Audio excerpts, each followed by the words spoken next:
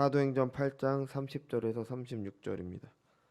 빌립이 달려가서 선지자 이사야의 글을 읽는 것을 듣고 말하되 읽는 것을 깨닫느냐 대답하되 지도해 주는 사람이 없으니 어찌 깨달을 수 있으랴 하고 빌립을 청하여 수레에 올라 같이 앉으라 하니라. 읽는 성경 구절은 이것이니 일렀으되 그가 도살자에게로 가는 양과 같이 끌려갔고 털 깎는 자 앞에 있는 어린 양이 조용함과 같이 그의 입을 열지 아니하였도다. 그가 굴욕을 당했을 때 공정한 재판도 받지 못하였으니 누가 그의 세대를 말하리요. 그의 생명이 땅에서 빼앗김이로다 하거늘 그 내시가 빌립에게 말하되 청컨대 내가 묻노니 선지자가 이 말한 것이 누구를 가리킴이냐 자기를 가리킴이냐 타인을 가리킴이냐. 빌립이 입을 열어 이 글에서 시작하여 예수를 가르쳐 복음을 전하니 길 가다가 물 있는 곳에 이르러 그 내시가 말하되 보라 물이 있으니 내가 세례를 받음에 물은 거리낌이 있느냐.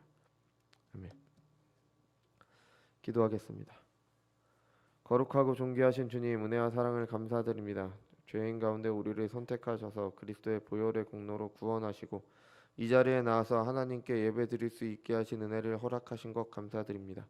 주님, 저희들이 이 자리에 나와서 하나님께 예배드릴 수 있는 것이 오직 예수 그리스도의 보혈의 공로를 힘입어 가능한 것임을 늘 잊지 않고 감사하는 마음으로 이 자리에 나올 수 있도록 인도하여 주옵소서.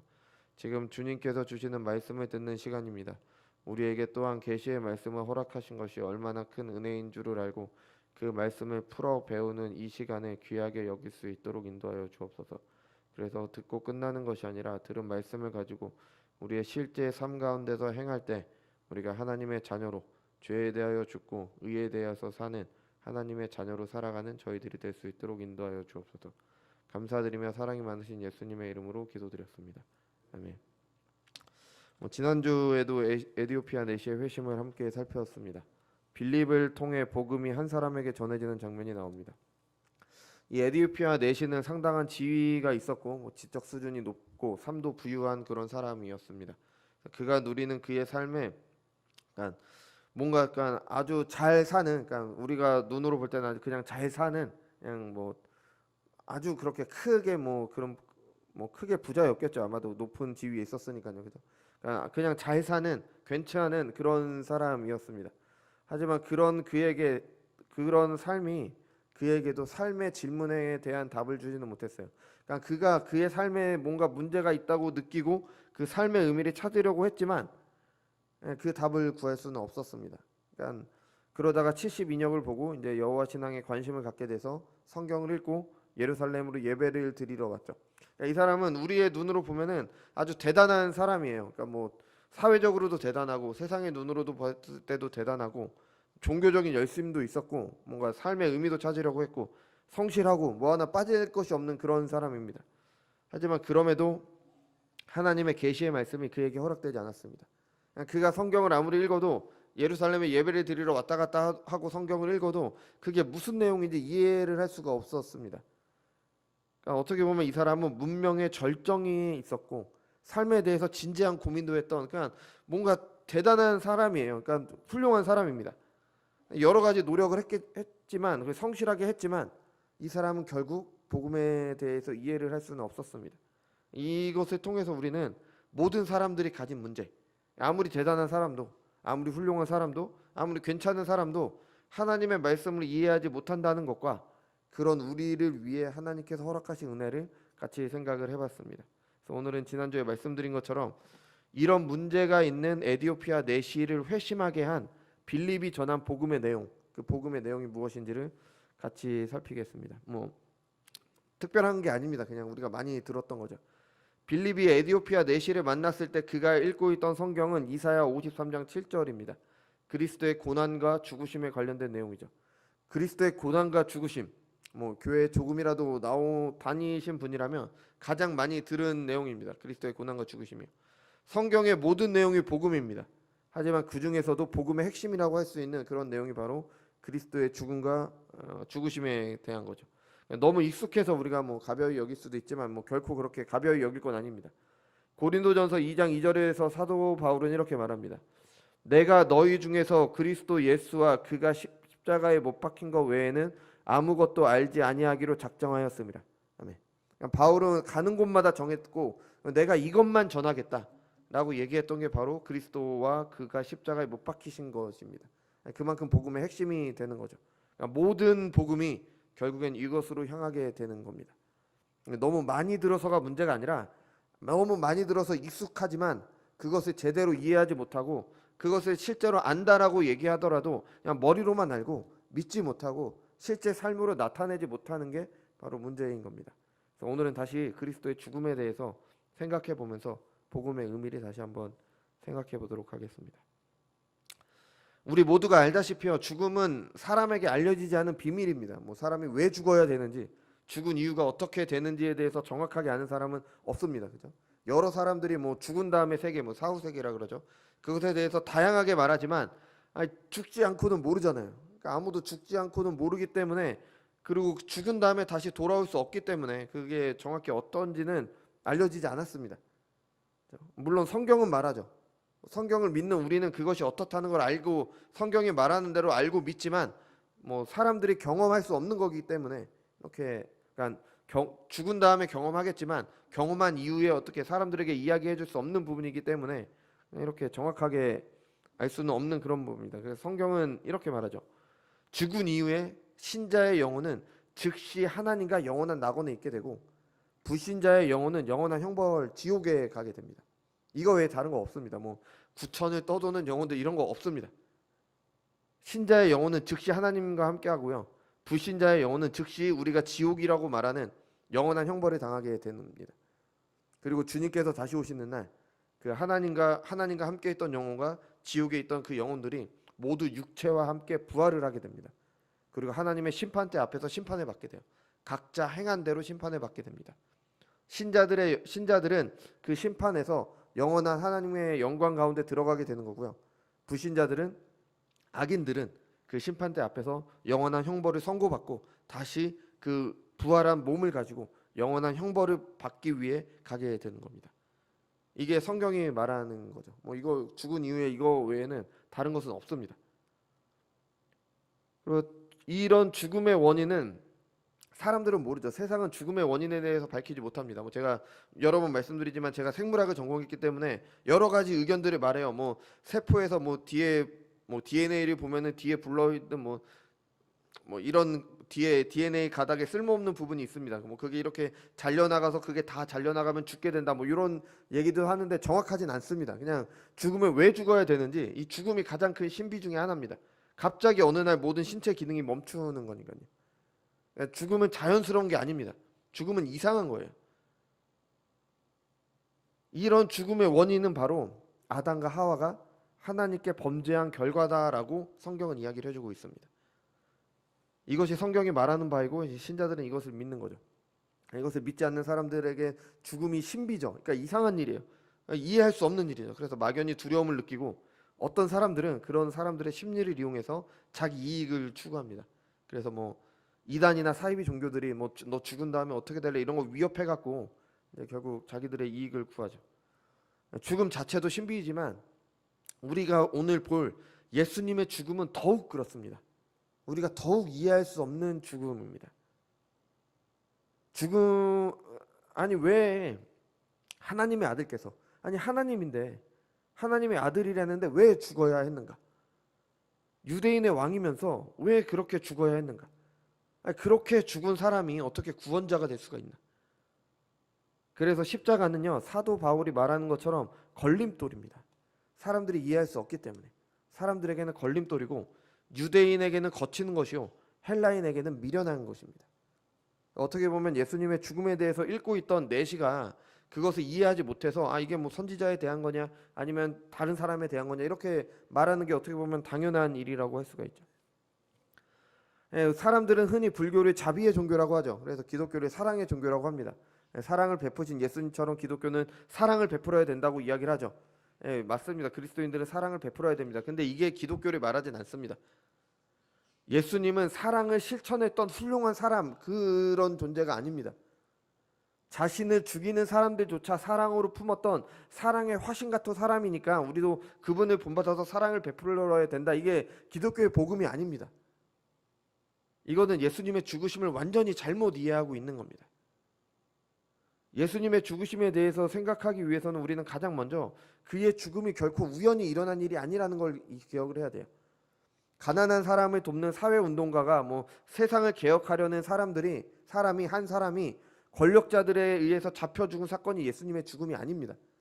그냥 우연히 일어난 게 아니라 어쩌다 보니까 일어난 게 아니라 사람들의 음모 때문에 벌어진 게 아니라 하나님께서 하나님의 일을 행하심으로 그 가운데 예수님께서 죽으셔야 했던 겁니다. 성경은 이미 여러 곳에서 예수님의 고난과 죽음에 대해서 이야기를 하죠. 에디오피아 내시가 읽고 있던 이사야 53장 이게 가장 잘 이야기를 해주고 있습니다. 그가 고난당하고 죽으실 것을 이야기를 해주죠. 광야에서 불뱀에 물린 이스라엘을 치료하기 위해 높이 들렸던 높뱀 있잖아요. 그게 예수님의 죽으심을 나타납니다. 예수님이 말씀하셨잖아요. 인자도 높이 들려야 할 것이다. 예수님의 죽으심을 나타내고 있는 겁니다. 창세기 3장에서 이미 여자의 후손을 통한 구원을 약속을 하셨죠. 뱀이 그의 뒤꿈치를 상하게 할 것이지만 여자의 후손이 뱀의 머리를 밟을 것이다. 이게 예수님의 죽으심을 통해서 사망 권세를 이기실 걸 우리에게 말해주고 있는 겁니다. 창세기 4장에서는 여자의 후손의 모형이라고 할 수 있는 아벨, 그리고 무죄한 아벨이 뱀의 후손이 모형인 가인이잖아요. 그러니까 가인에 의해 죽임당하는 그런 장면이 나오고 있는 겁니다. 그러니까 예수님의 죽으심을 이미 보여주고 있는 거예요. 창세기 22장에서 아브라함이 아들 이삭을 바치려고 할 때 이삭 대신 준비된 어린 양을 하나님께서 주셨잖아요. 어린 양이 대신 죽잖아요. 이게 그 하나님의 아들께서 어떤 일을 하실지를 나타내 주고 있는 겁니다. 성막과 성전에서 행해졌던 제사들과 그것들을 위해 사용되었던 여러 기물들도 마찬가지죠. 히브리서 9장 22절은 이렇게 말합니다. 율법을 따라 거의 모든 물건이 피로써 정결하게 되나니 피 흘림이 없은즉 사함이 없느니라. 아멘. 그 제사 제도를 보면서 피를 흘려야 죄사함을 받는구나. 예수 그리스도의 보혈의 공로를 나타내고 있는 거죠. 시편 22편에서는 예수님께서 십자가 위에서 하신 말씀, 나의 하나님은 어찌하여 나를 버리셨나이까. 이 구절로 시작하면서 예수님의 죽음을 찬양하고 있는 겁니다. 선지서도 마찬가지죠. 뭐 여태까지 말씀드렸던 이사야 53장도 그랬죠. 신약도 마찬가지입니다. 요한복음 1장 29절에서 세례 요한은 예수님을 보고 세상 죄를 지고 가는 하나님의 어린 양이라고 했습니다. 예수님께서도 직접 죽기 위해 이 땅에 오셨다고 말씀을 하십니다. 지금 내 마음이 괴로우니 무슨 말을 하리요. 아버지여 나를 구원하여 이때를 면하게 하여 주옵소서. 그러나 내가 이를 위하여 이때에 왔나이다. 내가 죽기 위해서 이때 왔나이다. 성경은 계속해서 예수님의 죽음이 우연히 일어난 것이 아니라 하나님께서 작정하신 것이며 예수님께서 이것을 행하셨다고 이야기를 하고 있습니다. 예수님은 죽기 위해 이 땅에 오셨습니다. 그러니까 이상할 수밖에 없는 거죠. 하나님께서 왜 죽기 위해 이 땅에 오셨을까? 그것도 그냥 편하게 살다 죽으신 게 아닙니다. 예수님의 죽음은 죄인들의 죽음을 대신하시기 위한 것이었잖아요. 그래서 죄인들과 같아지심으로 죄인으로 죽으셨습니다. 아니 왜 예수님께서 말구유에서 태어나셔야 했습니까? 그 하나님의 아들이라는 분이, 유대인의 왕이라는 분이 왜 말구유에서 초라하게 태어나셔야 했어요? 그리고 나사렛이라는 그냥 시골의 아주 작은 동네잖아요. 그 못 사는 동네, 그 사람들이 멸시했던 그 동네에서 그것도 가난한 목수의 아들로 자라셨습니다. 유대인의 왕이라면 유대 왕궁에서 자라야죠. 우리가 생각하는 유대인의 왕, 구원자라면 그래야죠. 성경에 나오는 예수님의 능력이라면 얼마든지 높은 사람들, 심지어 로마의 황제와도 가까워질 수 있었습니다. 근데 예수님께서 그렇게 하지 않으셨죠. 오죽하면 예수님의 형제들이 예수님께 이렇게 말씀하셨어요. 그 형제들이 예수께 이르되 당신이 행하는 일을 제자들도 보게 여기를 떠나 유대로 가소서. 스스로 나타나기를 구하면서 묻혀서 일하는 사람은 없나니 이 일을 행하려 하거든 자신을 세상에 나타내소서 하니. 그러니까 형님, 계속 형님이 하나님의 아들이다, 뭐 메시아다라고 이렇게 얘기하는데 그거 나타내기 위해서 좀 예루살렘에 가서 유명해지시라, 이 얘기를 하고 있는 겁니다. 왜 이 시골에 박혀서 그런 얘기를 하고 있냐? 좀 유명해져야 되지 않습니까? 근데 예수님은 안 가셨습니다. 뭐 물론 결국에는 그 명절을 지키러 예루살렘에 가셨지만 이 말을 듣고는 이 목적으로는 예루살렘에 가시지 않으셨습니다. 유대인의 왕이라고 하는 예수님의 이런 삶의 모습, 태어남부터 삶의 모습은 모두 다 이해할 수 없기 때문에 사람들이 그의 죽으심을 이해할 수 없는 겁니다. 세례 요한에게 세례를 받으신 것도 우리는 이해할 수 없어요. 왜? 아니 하나님의 아들이 어떻게 사람에게 세례를 받습니까? 예수님께서 세례를 받으러 오시자 이제 세례 요한이 이야기를 합니다. 세례 요한도 이해를 하지 못한 거예요. 아니 내가 당신께 세례를 받아야 되는데 왜 당신이 나에게 세례를 받으러 오십니까? 예수님이 말씀하십니다. 이제 허락하라. 우리가 이와 같이 하여 모든 일을 이루는 것이 합당하니라. 아멘. 하나님의 뜻을 이루기 위해 죄인들과 같아지시기 위해 사람과 같아지시기 위해 사람으로 세례를 받으신 겁니다. 그게 하나님의 뜻을 이루시는 거기 때문에 사람으로 죽으셔야 됐기 때문에 세례를 받으신 후에 광야에서 40일간 금식하시고 시험을 당하셨죠. 야고보서 1장 13절에서는 하나님께서는 시험을 받지도 않으시고 시험을 당하지도 않으시고 시험을 하지도 않으신다고 이야기를 합니다. 참 하나님이신 예수님께서는 시험을 당하실 이유가 없습니다.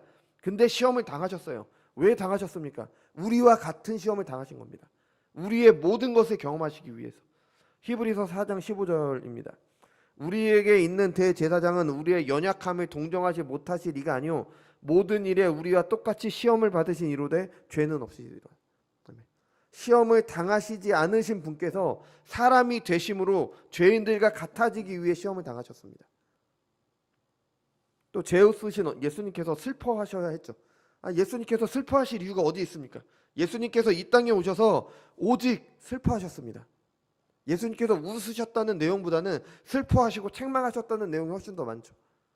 대표적으로 나사로가 죽었을 때 그것을 보고 슬퍼하셨습니다. 우셨죠. 예수님이 왜 우셨을까요? 예수님은 그 이후에 나사로를 살리시잖아요. 나사로를 뻔히 살리실 걸 아셨어요. 근데 왜 우셨을까요? 친했던 나사로가 죽은 것이 슬퍼서 우신 것이 아닙니다. 나사로가 아프다는 소식을 들었을 때 그가 죽는 것이 걱정됐다면 당장 가셨겠죠. 근데 당장 가시지 않았어요. 이 병은 죽을 병이 아니라 하나님의 영광을 위하며 하나님의 아들이 이로 말미암아 영광을 받게 하려 함이라 하시더라. 예수께서 본래 마르다와 그 동생 나사로를 사랑하시더니 나사로가 병들었다 함을 듣고 그 계시던 곳에 이틀을 더 유하시고. 나사로와 그의 누이들을 사랑하셨는데 나사로가 죽을 병이 들렸다면 당장 가야 되잖아요. 근데 이틀 동안 더 계셨습니다.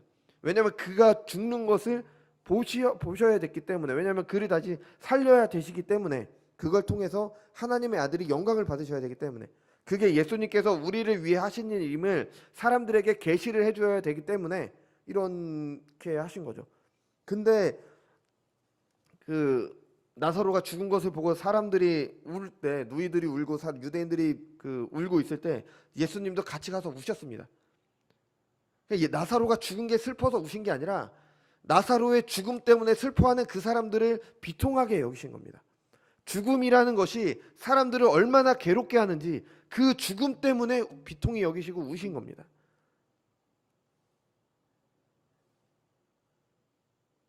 사람들이 겪는 강고와 질고를 아시기 때문에, 바로 그 강고와 질고를 겪게 하는 그 죽음 때문에, 인류의 무서운 문제 때문에 예수님께서는 우신 것입니다. 예수님께서 죽임을 당하시는 것도 이상해요. 이해할 수 없습니다. 사람들은 죄를 지어서 법정에 가면 누구나 억울하다고 이야기를 하잖아요. 그래서 변호사도 고용하고 어떻게 해서든 이렇게 하잖아요. 예수님은 죄가 없으셨죠. 유대인들의 고속거리는 다 모함이었습니다. 벌 받으실 이유가 전혀 없었죠. 근데 자신을 변호하지 않았습니다. 우리가 예수님이 입장이었다고 해보세요. 우리는 나 억울하다고 난리를 쳤을 겁니다. 예수님은 자신을 변호하지 않으셨습니다. 에디오피아 내시아가 읽고 있었던 게 바로 그 구절이죠. 조용하여 입을 열지 않으셨습니다. 잠잠하셨습니다. 왜 그러셨습니까? 그게 하나님의 뜻을 이루는 것이기 때문에. 빌라도의 법정에 서셨지만 예수님을 재판하고 있는 것은 빌라도가 아니라 하나님이셨습니다. 하나님께서는 예수님을 통해서, 예수님을 재판하시고 십자가형에 처하심을 통해서 인류의 모든 죄를 재판하고 심판하고 계시는 거였습니다.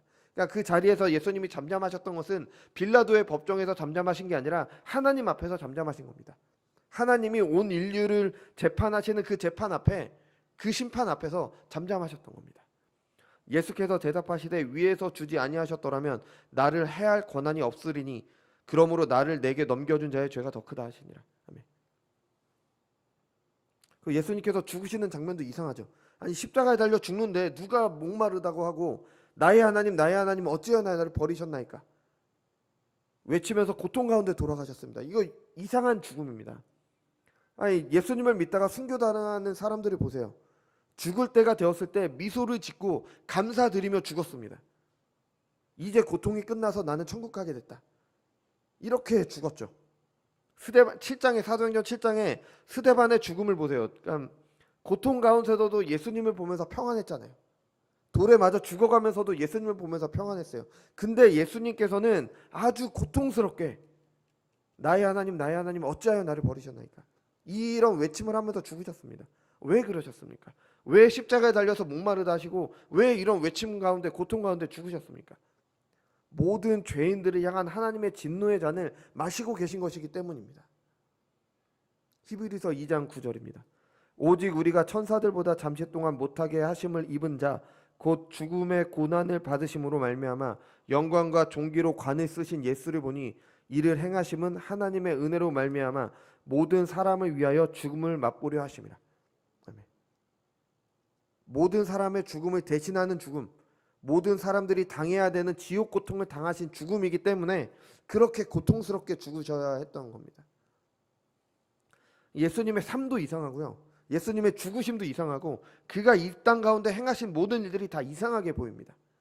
우리로서는 이해할 수가 없습니다. 그러니까 에디오피아 내시가 이해하지 못하는 게 가능하죠. 그러니까 여러분 한번 이런 예수님의 삶에 대해서 의문을 가져보세요.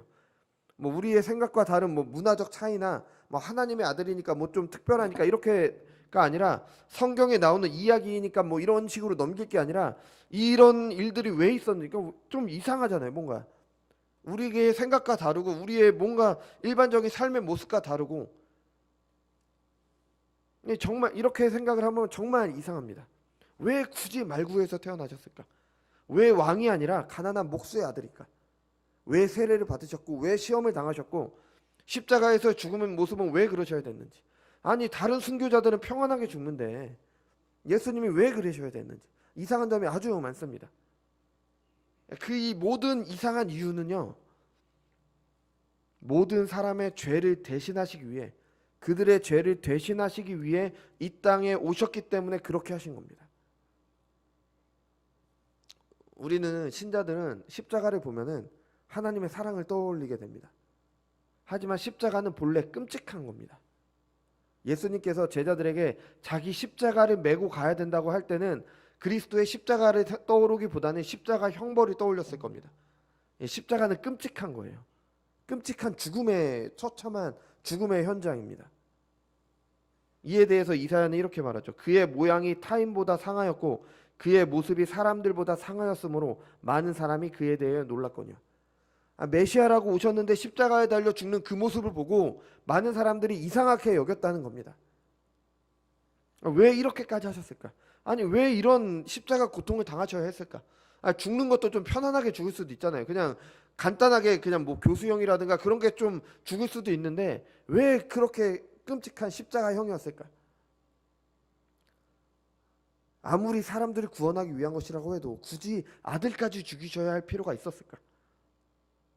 왜 하나님의 아들께서 사람이 되신 것도 모자라 온갖 고난 중에 살다가 모든 시험을 다 겪으시고 그런 끔찍한 고통 가운데 죽으셔야 했을까?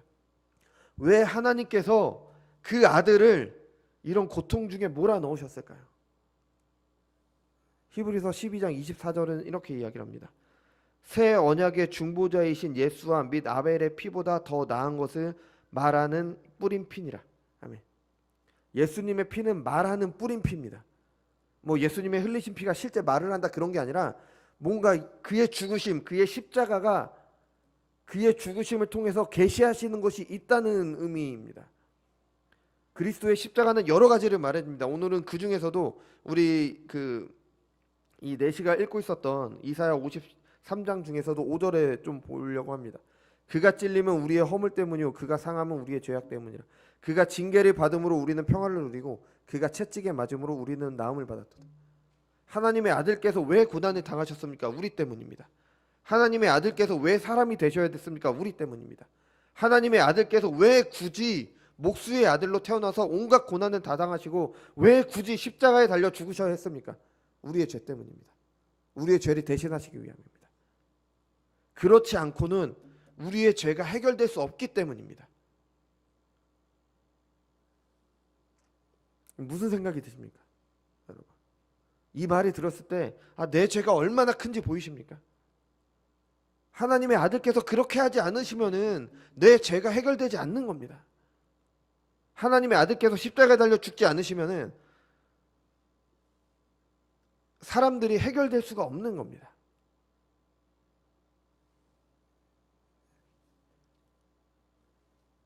여러분, 예수님께서 사람으로 오셔서 겪으신 간구와 질고는 위대한 사람의 삶이 아닙니다.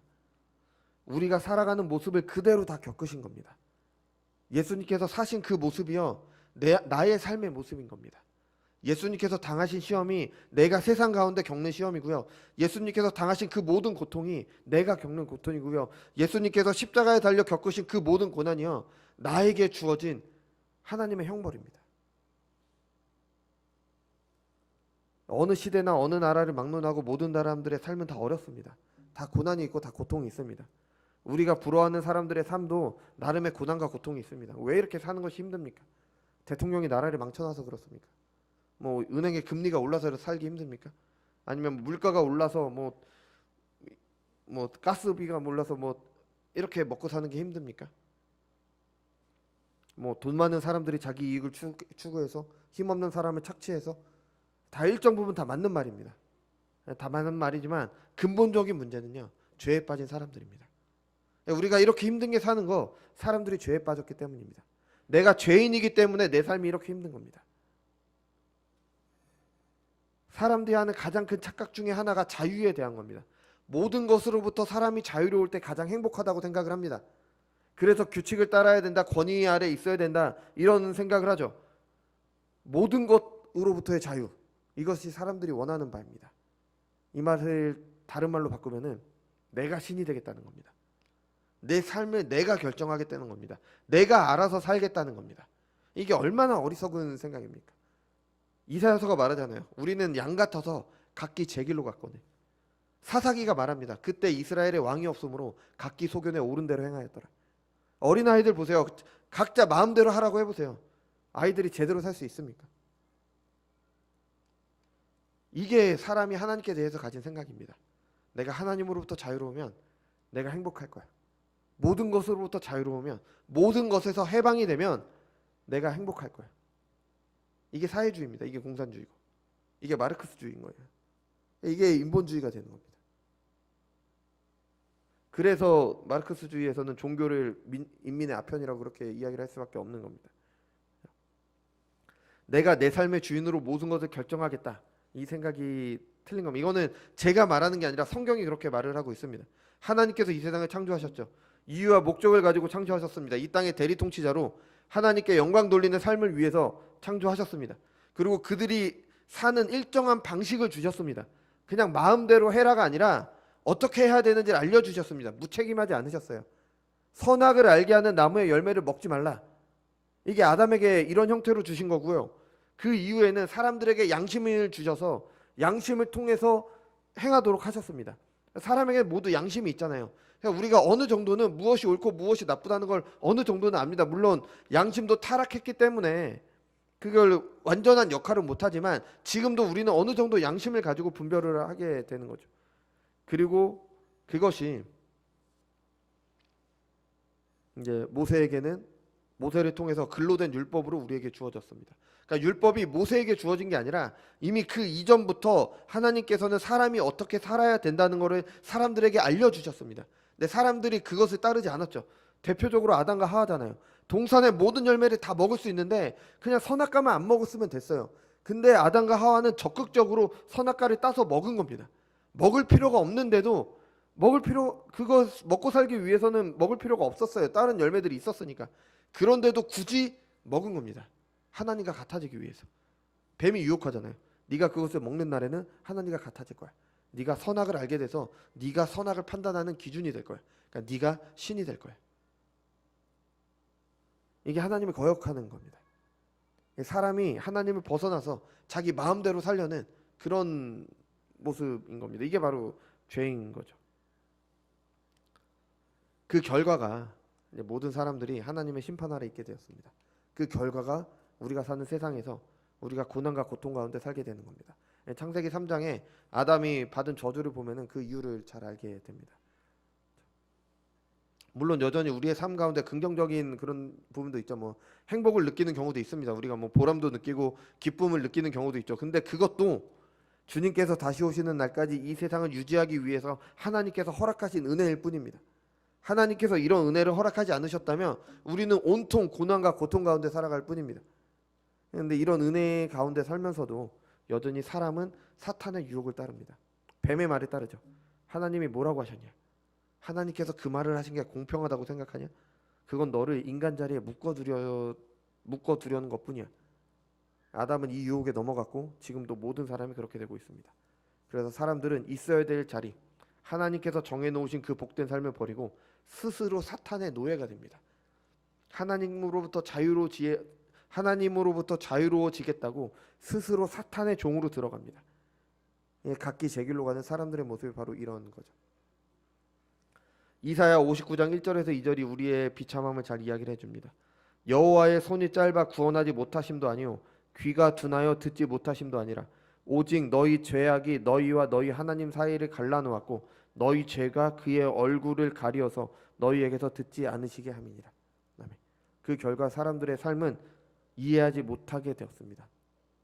우리가 왜 사는지, 왜 삶이 허락됐는지, 우리가 무엇을 위해 살아야 되는지, 어떻게 사는 것이 옳은 삶인지를 이해하지 못하게 됐습니다. 그래서 가야 할 바를 모르고 그냥 살게 되었죠.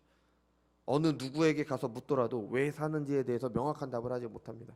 작은 이유들은 있죠. 아이들을 잘 양육하기 위해서, 가정을 잘 돌보기 위해서, 출세하기 위해, 명예를 얻기 위해 여러 가지 목적들이 있지만 그 모든 것을 왜 해야 되는지 답을 하지 못합니다.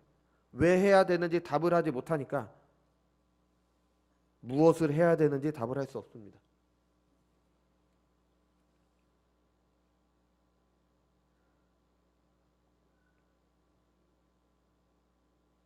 왜 살고 있는지, 무엇을 위해 살고 있는지, 내가 내 삶으로 무엇을 이루어야 하는지 그 어디에서도 답을 찾을 수가 없습니다.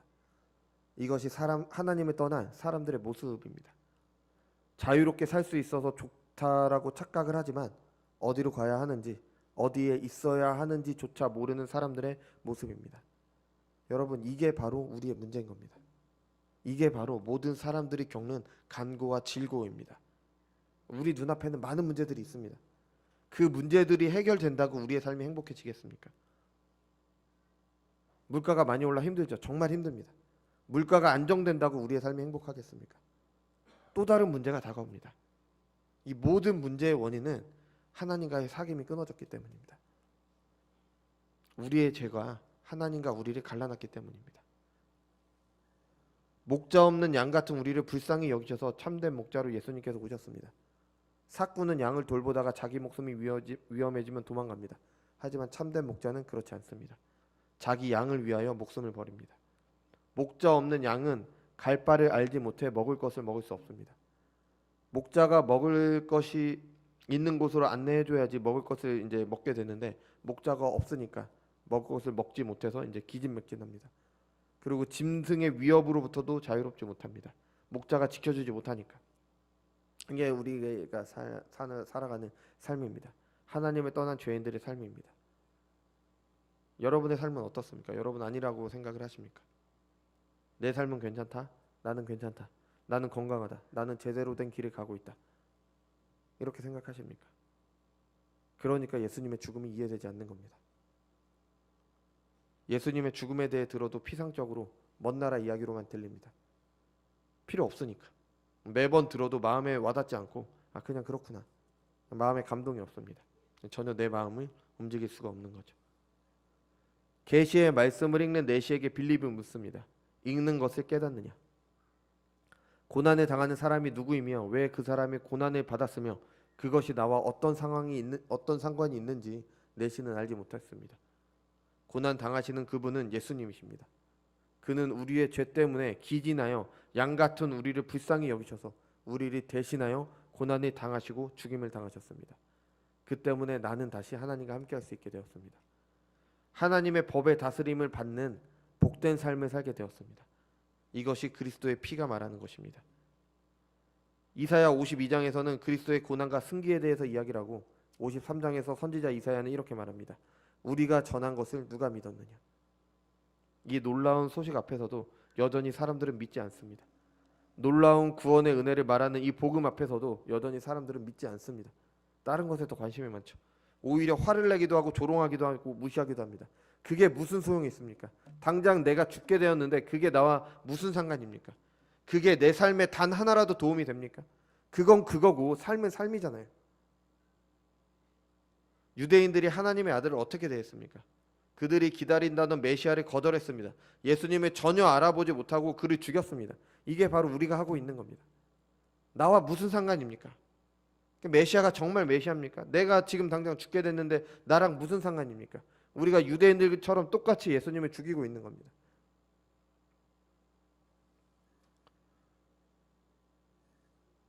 유대인들은 하나님의 계시의 말씀을 이미 가지고 있었지만 그럼에도 불구하고 그 계시의 마지막인 예수 그리스도를 십자가에 못 박아 죽도록 했습니다. 우리라고 다르지 않습니다. 우리는 그리스도의 죽음에 대한 가르침이 계속 있어 왔습니다. 뭐 계속 들었잖아요. 예수님이 십자가에 달려 못 박혀 죽으신 것, 나의 죄 때문에 십자가에 달려 돌아가신 것, 모르는 사람이 어디 있습니까? 그럼에도 우리는 그 가르침을 거절했습니다. 무시했습니다. 듣지 않았습니다. 이런 사람에게 무슨 소망이 있겠습니까? 이런 우리의 허물 때문에 예수님께서 죽임당하셨습니다. 이런 사람들의 삶, 간구와 질곡뿐이 우리의 삶을 대신하시기 위해 사람으로 나셔서 고난 가운데 살아가시다가 십자가에 달려 죽임을 당하셨습니다. 주님의 죽음은 반드시 있어야 했던 일입니다. 그의 죽으심의 의미를 제대로 알지 못하고 부인하는 것은 복음을 부인하는 겁니다. 여러분 이 의미를 깨달으셨습니까? 내시에게 복음을 전한 빌립은 세례를 주고 호련히 떠났습니다. 아마 이 둘은 다시는 만나는 일이 없었을 겁니다. 참 놀라운 신비죠. 전혀 만날 이유가 없던 사람들이 갑자기 만나서 복음이 전해지고 회심하고 뭐 세례를 받는 일이 있었습니다. 하나님의 말씀이 여러분에게 언제 이렇게 찾아올지 모릅니다. 그때 그 말씀을 듣고 믿는 자는 구원을 받는 것입니다. 오늘이 바로 그 순간일 수도 있습니다. 여러분은 어떻습니까? 오늘 전해진 말씀이 뻔하게 들은 그 말씀입니까? 아니면 그리스도의 죽으심의 의미를 새로이 알게 되고 믿게 되어 감격하게 되는 그런 말씀입니까? 하나님의 아들이 나를 사랑하셔서 나를 구원하시기 위해 자신을 내어주셨습니다. 이해할 수 없는 그의 태어나심부터 죽으심까지 그 모든 것이 죄인들을 대신하시기 위한 것이었습니다. 그것이 아니면 안 될 정도로 하나님의 아들이 죽지 않으시면 안 될 정도로 우리는 절망적입니다. 그리스도의 흘린 피가 여전히 우리에게 그것을 증언하고 있고 그의 은혜를 우리에게 계시하고 있습니다. 여러분 이것을 믿고 구원 받으시기 바랍니다. 기도하겠습니다.